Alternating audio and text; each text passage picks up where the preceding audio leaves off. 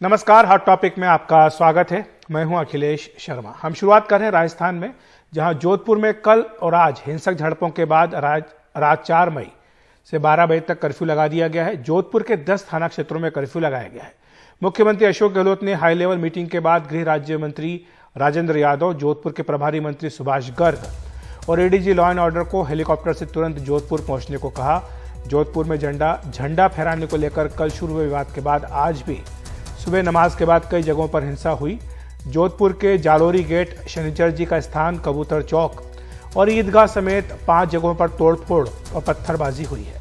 Police कर्मियों से भी मारपीट हुई है। एक समुदाय के कुछ लोग करीब 15 मोटरसाइकिलों पर सवार होकर आए और मारपीट की। पुलिस ने स्थिति को नियंत्रण में करने के लिए लाठीचार्ज भी किया। जोधपुर में इंटरनेट सेवाएं बंद कर दी गई हैं। पुलिस और प्रशासन की टीम लगातार गश्त कर रही है।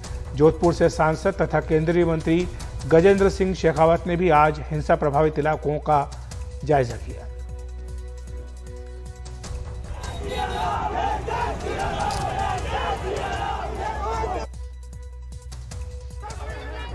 सोमवार रात को अलग अलग समुदाय के झंडे लेकर शुरू हुआ ये विवाद इस हद तक पहुंच गया।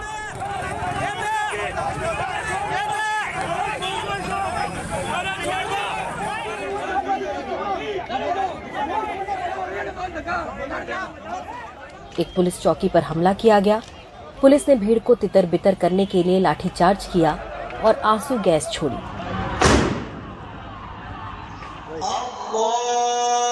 मंगलवार सुबह पुलिस के भारी इंतजाम के बीच ईद की नमाज अदा की गई, लेकिन इसके फौरन बाद शहर के 5 अलग अलग इलाकों में झड़प हो गई।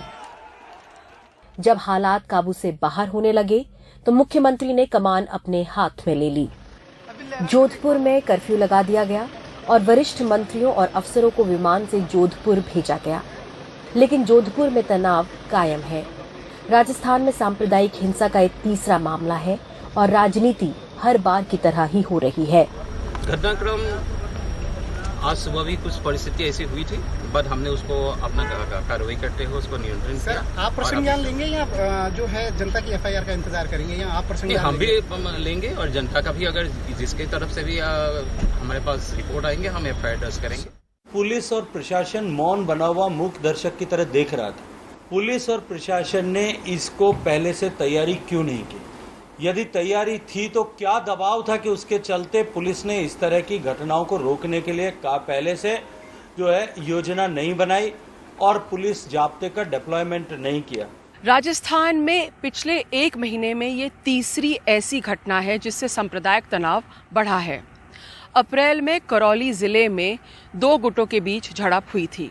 फिर अलवर के राजगढ़ में मंदिर के तोड़े जाने को लेकर बवाल हो गया था और अब मुख्यमंत्री अशोक गहलोत के गृह जिले में इस तरह की झड़प हुई है।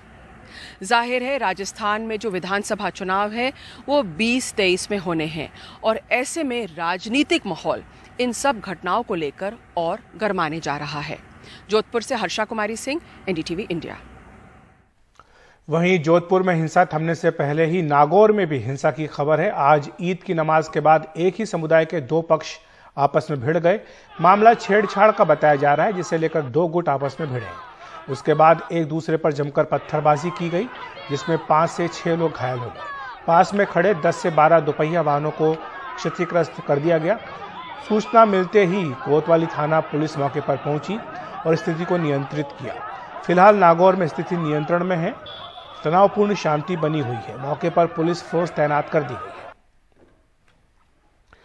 हमारी सहयोगी हर्षा कुमारी सिंह हमारे साथ फोन लाइन पर जुड़ गई है। हर्षा, नागौर में अभी क्या स्थिति है, क्या कारण बताया गया है इस तनाव का?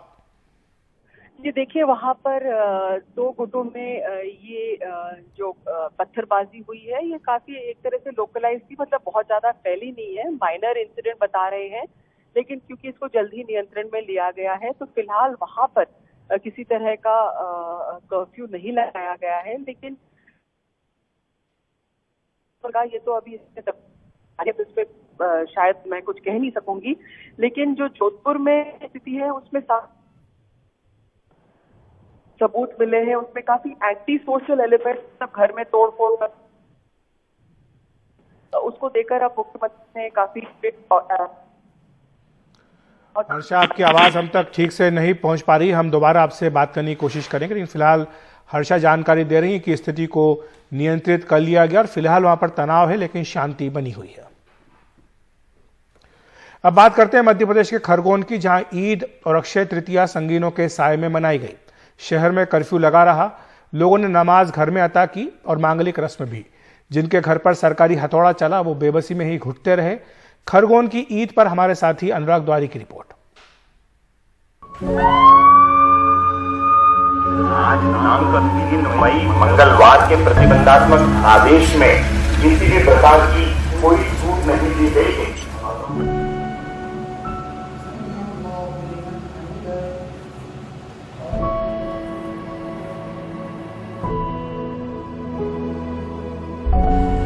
खरगोन के ईदगाह खाली रहे, नमाज घरों में पढ़ी गई।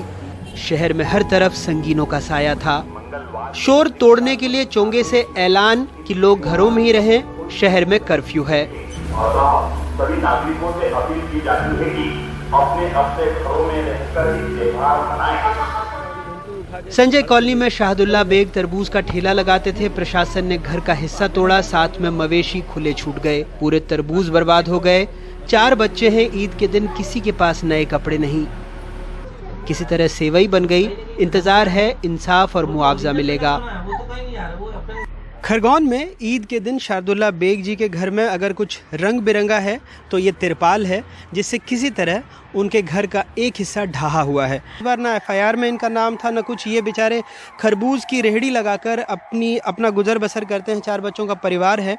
इसके बावजूद ये जो इनके घर का पूरा हिस्सा था, जिसमें इनका कुछ सामान, राशन का, कुछ पंखे और ये सारी तमाम चीज़ें थी, उसको ढहा दिया गया। सर, मेरा तो परिवार ही पूरा ख़त्म कर दिया गया। मेरा जो रोजगार था वो भी पूरा ख़त्म कर दिया गया। सर, मेरे मवेशियों को पुलिस प्रशासन ने भगा दिया गया, छोड़ दिया गया। मुझे टाइम नहीं दिया कि सर मैं इन जानवरों को वहाँ बांध दूँ। कोई नोटिस नहीं दिया गया सर। मुझे बहुत ज़्यादा मुश्किल हो रही है, बहुत परेशानियों का सामना हमें करना पड़ रहा है।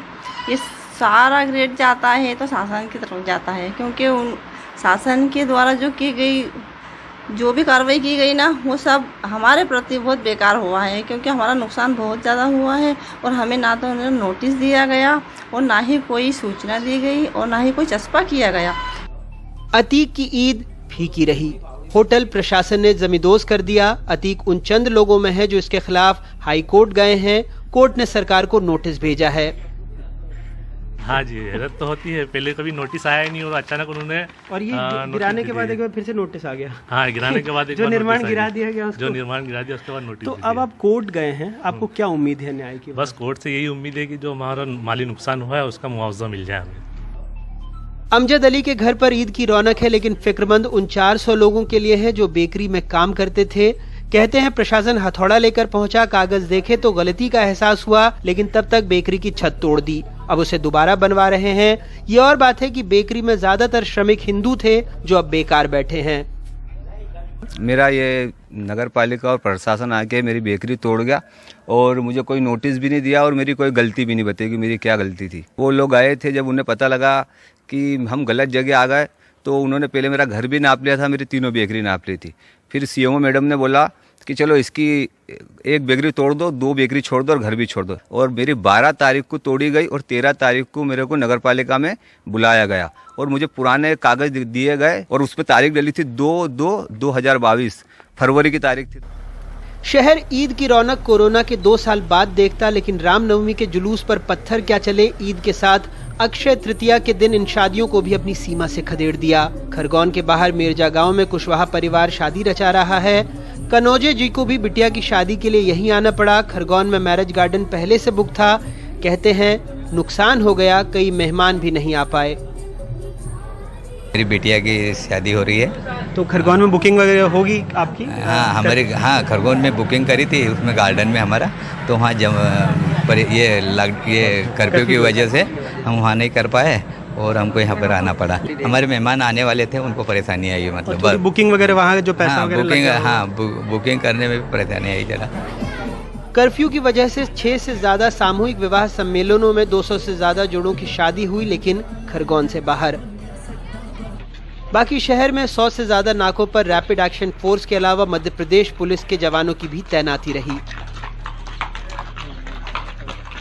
मुंशी प्रेमचंद की कालजयी कहानी है ईदगाह, जिसमें नन्हा हामिद अपने लिए मेले से खिलौने नहीं बल्कि अपनी दादी के लिए चिमटी खरीद कर लाता है। अपने लिए मनोरंजन नहीं बल्कि अपनी दादी की तकलीफ को चुनता है। काश ये बाल सुलभ मन हम सब में हो जाएं, हम एक दूसरे की तकलीफ को समझें तो ऐसे दंगे भड़के ही ना। आज के दिन सिर्फ इतना ही। ईद मुबारक। खरगोन से अपने कैमरा सहयोगी रिजवान खान और आसिफ के साथ अनुराग द्वारी, NDTV इंडिया।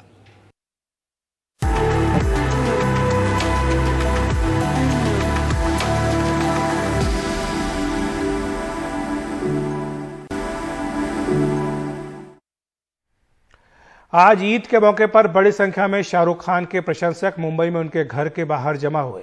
शाहरुख खान भी अपने घर की बालकनी में आए और प्रशंसकों को ईद की मुबारकबाद दी। शाहरुख वहीं से फैंस की भीड़ के साथ सेल्फी लेते भी नजर आए।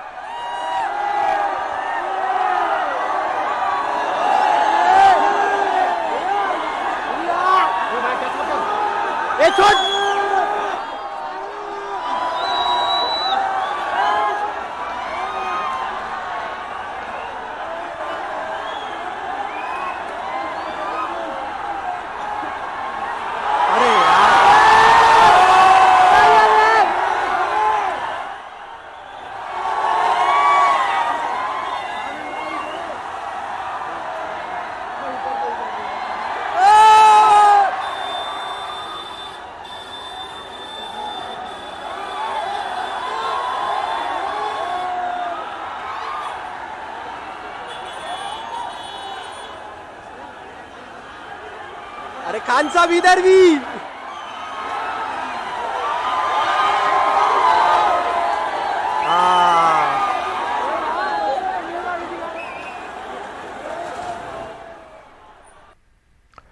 इसी तरह ईद पर सलमान खान के प्रशंसकों को उनकी फिल्म का इंतजार रहता है, लेकिन इस बार उन्हें मायूस होना पड़ा क्योंकि सलमान की कोई फिल्म इस बार रिलीज नहीं हुई। उनके घर के बाहर भी आज बड़ी संख्या में उनके प्रशंसक जमा हुए।